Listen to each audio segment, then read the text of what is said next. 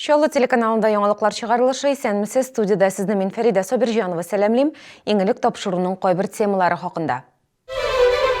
Туктамыйлар, утыртмыйлар, басып торырга да урын юк. Шәһәрдәшләр 109 маршрут йөрешеннән зарлана. Сәбәп нәрсәдә? Сорауга җавапны Ләйсән Ханова эзләде. Товарда юк, акчаларда җүлгә очкан. Шәһәрдәшебез интернет мошенниклар кулыннан зыян күрде. Тәрәзә каршында чүплек. ГЭС бистәсендә яшәүчеләр редакцияның кайнар элемтәсенә мөрәҗәгать итте. Авыру турында курыкмыйча һәм уртага салып, табиблар һәм пациентлар ракны җиңү юлларын эзли. Яшьләрне бер мәйданга җыя. Һәр атнаның пәнҗешәмбесендә Күңел радиосы татарча дискотека оештырачак. Туктамыйлар, утыртмыйлар, басып торырга да урын юк. Безнең редакцияның кайнар элемтә телефонына шулай дип шылтыратучылар артты. Шәһәрдәшләр 109 маршрут йөрешеннән зарлана. Алар фикеренчә, билет бәясенең 15 сумга калдырылуы нәтиҗәсендә микроавтобусларның саны кимегән. Чыннан да шулаймы? Хәбәрчебез Ләйсән Ханова сюжетында. Иртәнге сагат 7 белән 8 арасы өлкәннәр эшкә, пенсионерлар хастаханәгә, балалар мәктәп бакчага бара торган вакыт. Шулман проспектында 109 маршрутка ихтыяҗ һәрвакыт зур.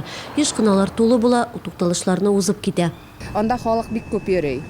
Иртәнге якта балалар белән инде кирелек түгел инде, ансы инде төрле шыгрым тулы, һәм инде анда халыкның билгеле ачуы килә инде. Шушы маршрутларга зур кызыл автобусларына кертсәләр болар иде. Минем теләк шулай. Я уже, в принципе, опаздываю на очень большое время. Мин эшкә шактый еш соңга калам, автобуслар туп-тулы, салонга кирип булмый, халык бик күп була. Очень востребованный тоже маршрут. 109-лы бик популяр һәм халык өчен кирәкле маршрут. 4 автобус туктамый узып китте инде, алар тулы. 20 минут тирәсе көтеп басып тордым. Пассажирлар арасында билет бәясе 15 сумга калдырылгач, микроавтобуслар саны кимеде деючеләр дә бар. 109 маршрут хуҗасы Наталья Гарина безгә телефон аша хәлгә аңлатма бирде. Аның сүзләренә караганда, автобуслар саны шул ук. Маршрутка көн саен бүген дә 60лап микроавтобус чыга. Әлеге маршрут буенча 9лы микроавтобусларда йөргә тиеш иде. Тукталышта 1 сәгатькә якын басып тордык, әмма бер генә 9лы да үтеп китмәде. 9лы җәмәгать транспортында реформа шартларында барлыкка килгән яңа маршрутлардан санала. Ул пассажирский перевозки компаниясе карамагында. Аның җитәкчесе Николай Тятюшкин әйтүенчә, 9лыга 109лы эшләргә ирек бирми. Җәмәгать транспорты йөрешен исә башкарма комитет контрольдә тотарга тиеш. Транспорт бүлегендә белдерүләренчә, 109 маршрут бүген законсыз. Аның башкарма комитет белән килешүе юк. Наталья Гарина исә үз чиратында маршрутлар буенча конкурсның дөрес үткәрелмәүе турында арбитраж судка мөрәҗәгать иткән иде. Әлегә нәтиҗәсе билгеле түгел, эшне ноябрьдә карарга тиешләр. Ләйсән Ханова, Алексей Иванов, яңалыклар. Әсирлеккә алганнар. Бүген Дәүләт алкоголь инспекциясе белгечләре җәмәгать туклану оешмаларында мониторинг уздырган вакытта шәһәр рестораннарының берсе аларны бикләп куя. Әлеге җәмәгать туклану оешмасы лицензиясез эшчәнлек алып барган белгечләр администратордан алкоголь продукциясын сатуга рөхсәт кагазын сорый. Хезмәткәр үз чиратында бик агрессив төстә җавап кайтара. С нами вступили в драку. Хәл сугышуга кадәр барып җитте. Алар утны сүндерделәр. Бүлмәдән алкогольне алып чыга башладылар. Кагазьләрне рәсмиләштергәндә барлык яклап каршылык күрсәттеләр. Һәм без полиция чакыртырга мәҗбүр булдык. Рейд барышында сатудан 400 шешә алкоголь продукциясы алынды. Предприятие җитәкчесенә арбитраж судта каралачак эш турында белешмәлек бирелде. Мошенниклар алдауның тагын бер яңа усулын үзләштергән. Шәһәрдәшебез интернет аша җиһаз сатып алырга уйлаган. 15 мең сум акчасын түләгән, әмма җиһаз китереп бирүче булмаган. Интернет аша әйберләр сатып алганда нәрсәгә игътибар итәргә хәбәрчебез ачыклады. Шәһәрдәшебез сатылучы җиһаз турында мәгълүматны бушлай игъланнар сайтында күреп ала. Күрсәтелгән номер буенча шалтыратып, товарны сатып алу турында сөйләшәләр. Җиһазны Алабугадан китерергә тиеш булалар. Шәһәрдәшебез тиешле сумманы исәп-хисап счетына күчергәч, сатучы югала. Нашей потерпевшей мебель, видимо, так понравилась, она так торопилась. Зыян күрүчегә җиһаз бик ошый, ушундук бер өлешен алдан түләп куярга тәкъдим итә. Җиһаз 30 мең тора, ул 15 меңен түләп куя. Акча күчергәндә ул мошенникның адресы белән дә кызыксынмый.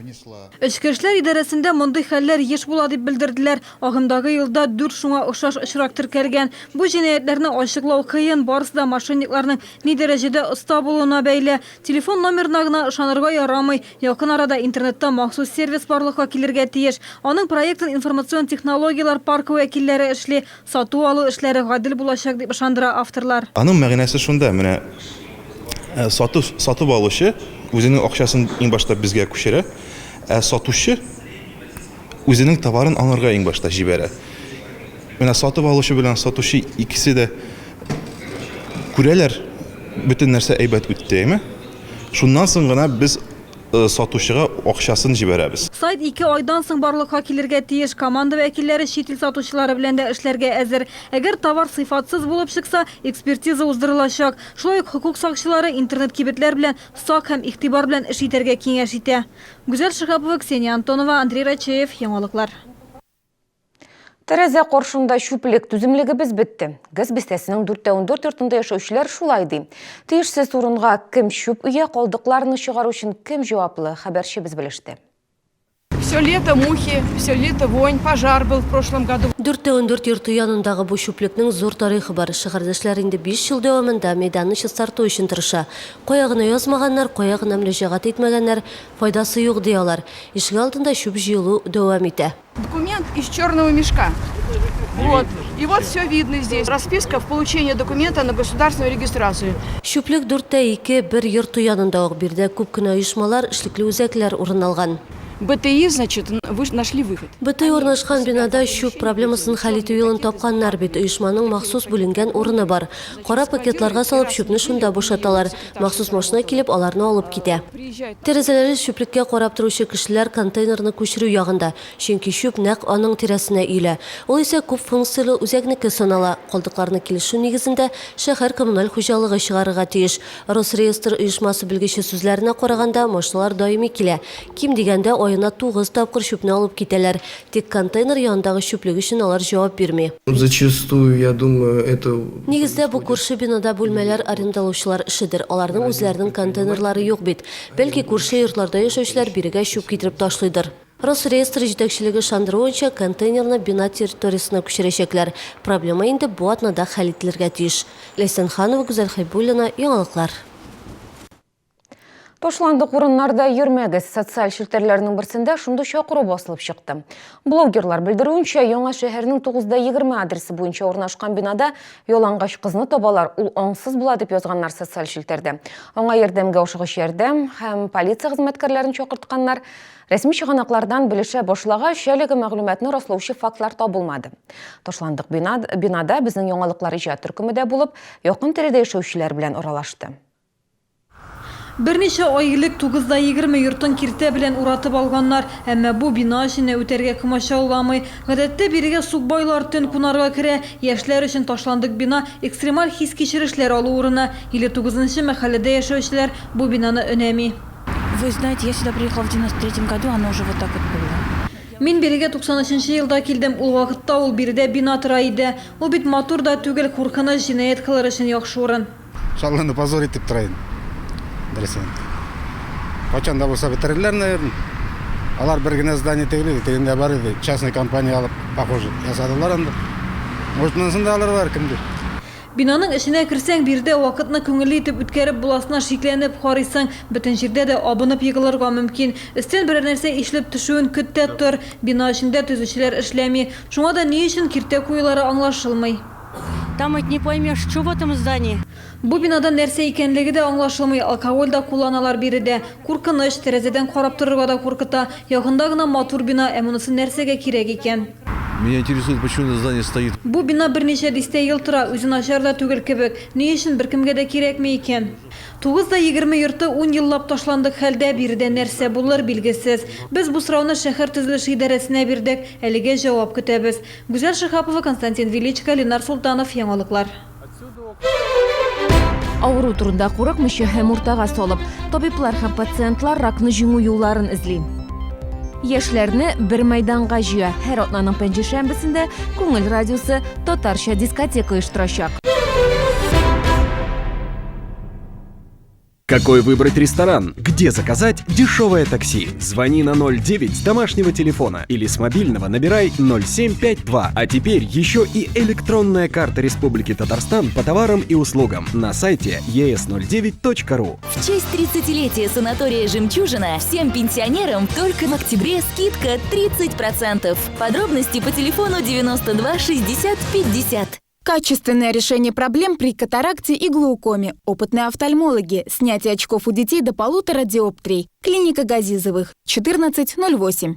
В настоящий момент в России и СНГ остается актуальной проблема острой нехватки донорской крови и ее компонентов. Проект позволяет найти доноров крови в любой стране и в любом городе совершенно бесплатно. Если ты готов помочь, занеси себя в базу адресных доноров или становись веб-волонтером проекта. С профессиональными праздниками! С Новым годом, днем рождения или свадебным торжеством! По поводу и без повода! Поздравляйте своих коллег или близких на телеканале Челны ТВ. Бегущая строка всего 160 рублей слово. 40 трансляций в день. Прием объявлений по телефону 56 15 09. Поздравить повод всегда найдется.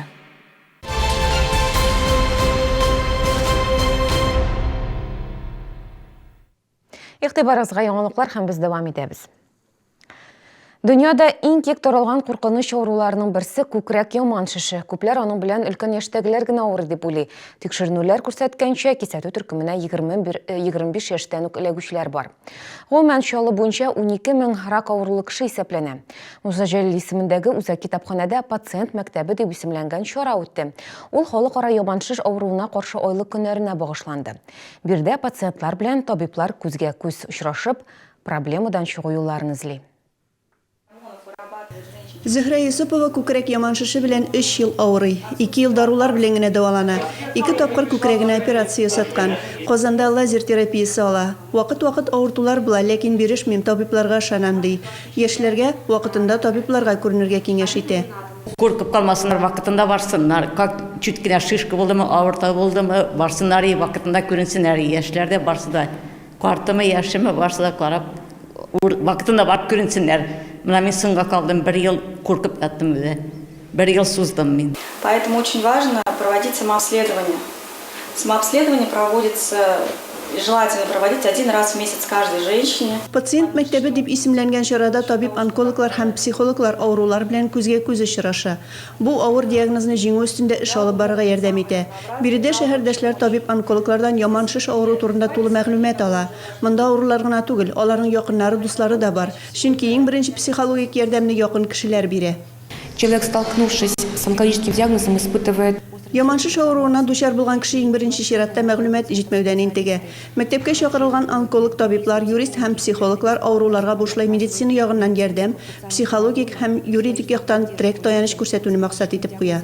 В настоящее время проходит скрининг. Хәзерге вакытта күкрәк яман шеше авыруы буенча скрининг программасы эшли. Ул 50 яшьтән 69 яшькә кадәрге хатын-кызлар өчен. Бу чорда һәр хатын-кыз түләүсез маммография тикшерүне уза ала. Һәм бу табиблар белә алмаган очракта да күкрәк яман шешен вакытында ачыкларга ярдәм итә. Хатын-кызлар елга 1 тапкыр табибка күренергә тиеш. Авыру барлыкка килүнең төп сәбәпчесе хроник стресс һәм нәселдәнлек ди табиблар. Гаиләләре белән авыручылар да бар. Әнисе, кызы, апасы. Соңгы елларда дөрес дәвалану алган очракта яшь аналарга хәтта беби табарга да рөхсәт ителгән очраклар бар. Илсия Валиуллина, Айрат Закиров, яңалыклар. Грипптың һәм кискен сулыш юллары авыруларының көчәю вакыты ноябрьнең 2 декадасына туры киләчәк дип белгечләр. Бүген шифаханәләрдә грипптан прививка ясау кампаниясе бара. Өлкәннәр өчен барлыгы 58 мең кешелек вакцина кайтарылды. 40 меңнән артык балага прививка ясалды инде. Вакцина беренче чиратта мәгариф учреждениеләрендә һәм халыкка хезмәт күрсәтү тармакларында эшләүчеләргә, студентларга һәм 60 яшьтән өлкәнрәкләргә тәкъдим ителә. Шәһәрдәшләр прививка ясатамы, бу хакта үзләре белән сөйләштек. Ясыйм инде, бына бер 2 ел ясамадым. Эштә ясыйлар иде, эштән менә эштән киттем хәзер. Эштән киткәчтән ясаган юк. Ясыйм быел, ясыйм, мен хәзер керем ясыйм. Мин үземнең балага прививканы куйдым. Үзеңә дә куярмын. Без прививканы әлегә ясамадык. Киләчәктә ясарбыз. Чалы Татар дәүләт драма театры бүген Кыргызстаннан кайтты. Алар Бишкектә узган Арт Орду 2015 дип аталган 5-нче халыкара театр фестивалендә катнашты. Чалы артистлары иң яхшы актерлар ансамбле номинациясында җиңү яулады. Фестивальдә дөньяның төрле почмакларыннан 16 театр катнашты. Россия данын нәкъ менә безнең театр яклады да инде. Чалыдан 8 кешедән торган делегация барды. Труппанда 8 көн булып француз драматургы Жеральд Сиблерайс пьесасы буенча шәһәрдәшебез режиссер Турфан Имамыддинов куйган «Тирәкләр» шоулы җилдә трагикомедиясын куйды. Спектакль 2 диплом һәм Кыргызстан милли оешма осталары кулы белән эшләнгән кыял статуэткасы белән бүләкләнде.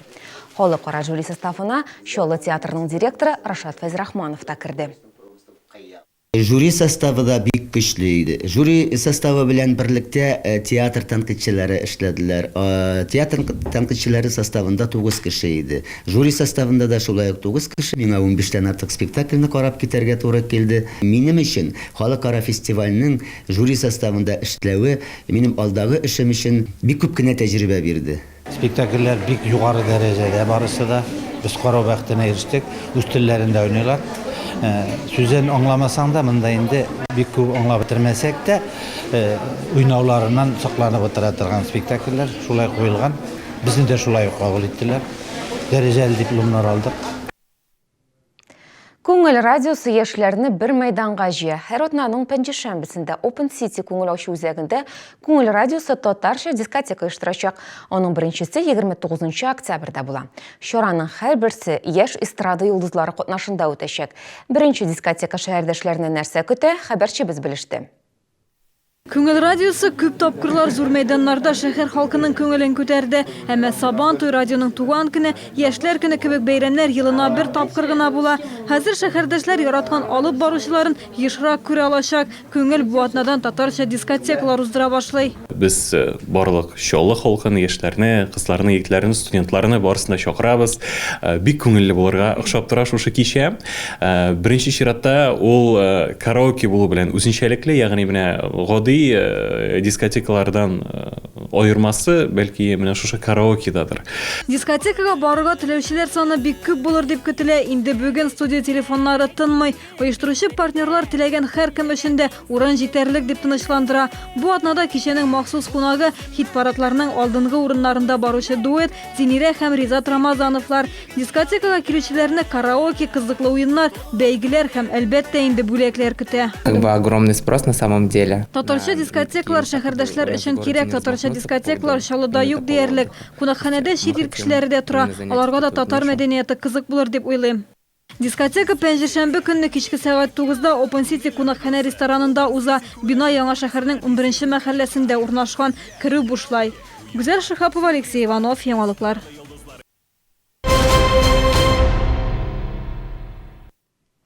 Чоллы КамАЗы 18-нче милли футбол лигасы кысаларында Ленинград өлкәсендә Тосно җирле клубын отты. Поляков һәм Акбашев 37-нче һәм 47-нче минутларда көндәшләр капкасына туп кертте. Тоснодан бердән-бер тупны Владимир Ильин исәбендә уен безнең команда файдасына 2-1. КамАЗ милли футбол лигасы турнир таблицасының арттан 2-нче урынын били. Сезонны начар старттан башласалар да, команда элеккечә милли футбол лигасындагы урынын саклап калу өчен көрәшәчәк. Будет непросто, но если что-то все... Хәзер лидерларның берсе Тон футбол клубы белән уйнаячакбыз. Җиңел уен булмаячак, әмма тырышырбыз. Безнең әле травмалар алган футболчыларыбыз да бар. Алар терелеп бетте. Команда алар исәбенә көчәячәк. Шуңа өметләнәбез һәм ышанабыз. Безнең яңалыкларны tvchilny.ru рәсми төркемендә карый аласыз. 14 сәгатьтә көн яңалыклары эфирга чыга. Көн дәвамында республика, ил, дөнья хәбәрләре белән күңел радиосы таныштыра һәм яхшы кәеф бүләк итә. Бүгенгә менә шулар, мин сезнең белән сау булашам, сәламәт булыгыз.